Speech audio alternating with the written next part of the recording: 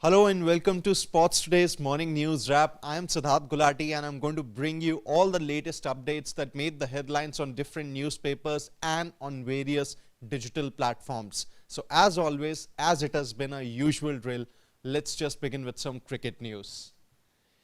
Well, India were in a spot of bother on the fourth test on day 5 of the fourth test against Australia at the MCG. Well, they had lost the likes of Rohit Sharma, KL Rahul and Virat Kohli very cheaply in their pursuit of 340. But then Yashasvi Jaiswal and Rishabh Pant have actually held fort and made sure that India are still on track in their chase of 340 that has been set by Australia after batting for a crucial part in the second innings.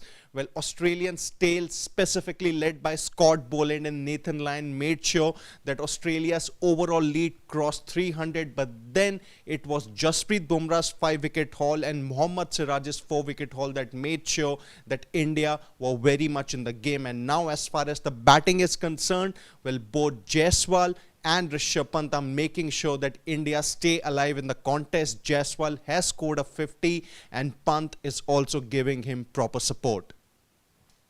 Well, moving on to more cricket news here, South Africa have created history. They have qualified for their maiden World Test Championship final. Well, in the opening test at Centurion, South Africa, when they were chasing about 150 odd, they were 27 for 3 at the end of the penultimate day.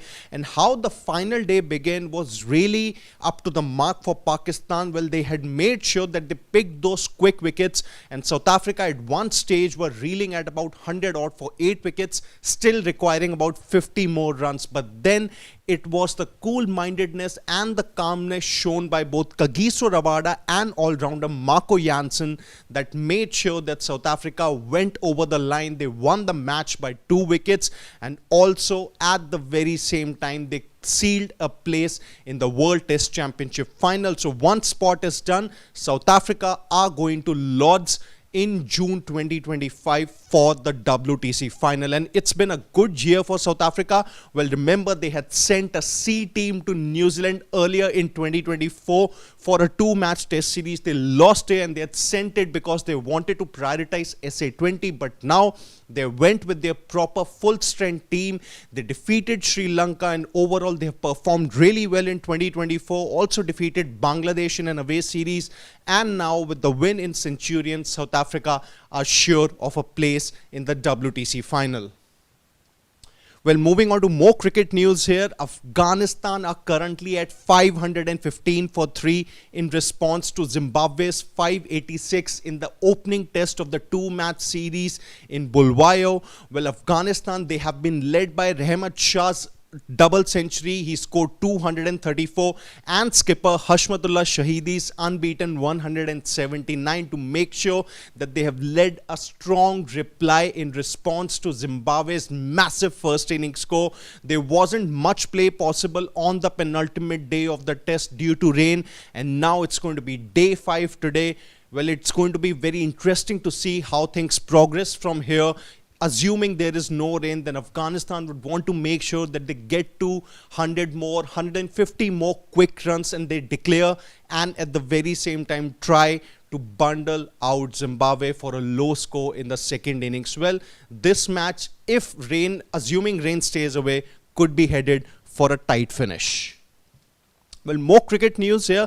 James Anderson has said that he really wanted to play until the end of Ashes 2025. That's going to take place down under.